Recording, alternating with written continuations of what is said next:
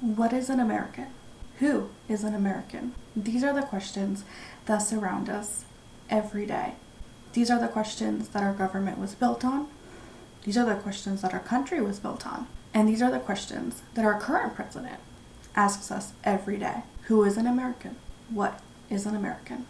President Barack Obama was quoted saying, "Unless you are a Native American, you came from someplace else." He's not wrong. No matter how long you've lived here, 100 years, 50 years, 20 years, a couple of months, unless you are a Native American, you're not American.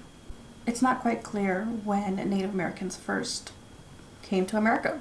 It is believed that it happened some 2,000 years ago, that they had when our world looked completely different, and there was a bridge connecting Alaska and Russia. It is believed these people traveled in through Russia into Alaska. Some stayed in Alaska, others moved further down into America. Before that, there is no evidence of human life here. They are the first settlers in this country, in this state. Wherever you are standing right now on United States property, in the United States, there was a Native American tribe there. Fun fact, Christopher Columbus didn't actually discover America. Other settlers had actually discovered what we call America today. At that time, when they encountered Native Americans, they didn't know who they were or what they were. In the beginning, nobody bothered anybody. But then more settlers kept coming. They started killing off the Native Americans. They started taking them back to Europe to be slaves until the settlers couldn't figure out how to survive off of the land here. So then they relied on the Native Americans to teach them how to grow crops, to teach them about the land and life here, about hunting. That's kind of how the first Thanksgiving comes into play. It's nothing like how we were taught in school. It wasn't this giant feast that everybody had together and everybody brought gifts and everybody was like big happy family. Not even close. The first Thanksgiving was essentially a massacre. The Native Americans had brought food over to settlers as a peace offering. Rather than accepting the peace offering, the settlers decided that they were going to go ahead and massacre them. They didn't need them anymore. They taught them everything they needed to know. Native Americans have so much culture in this country.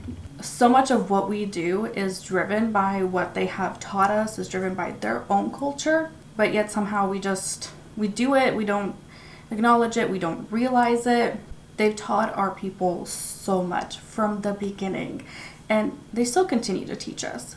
And yet we still can't show them the respect that they deserve. To this day, we treat Native Americans as if they're a disease, as like there's something that's in our way, when we are the ones that showed up at their door. Just imagine, you have a house, you have a family, you're minding your own business, living your life, and someone shows up at your door. You don't know them, you've never met them, never encountered them in your life, but they show up and they tell you they're going to live in your house, they're going to tell you how you're going to dress, what you're going to believe, what you're going to eat, what your everyday routine's going to look like.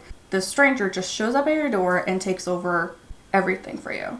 Because that's what we did. We showed up and we took over. And not only did we take over, but after we showed up, we killed off 90% of Native Americans. 90%.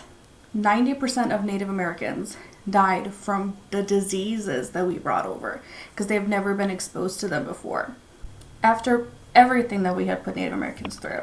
In 1830, President Andrew Jackson signed the Indian Removal Act. This act gave the United States people and government the right to go ahead and remove Native Americans off of their own property.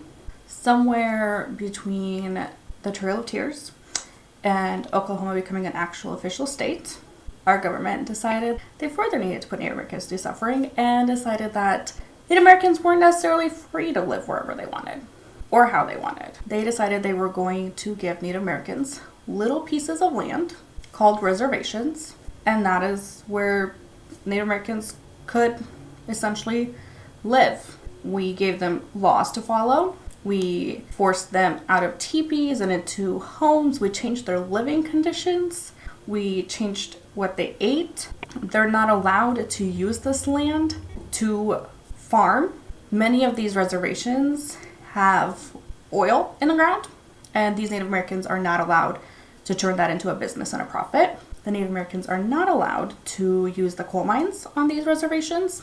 So they're allowed to have their own laws on the reservation. They don't have to follow state laws. However, they are required to follow federal laws.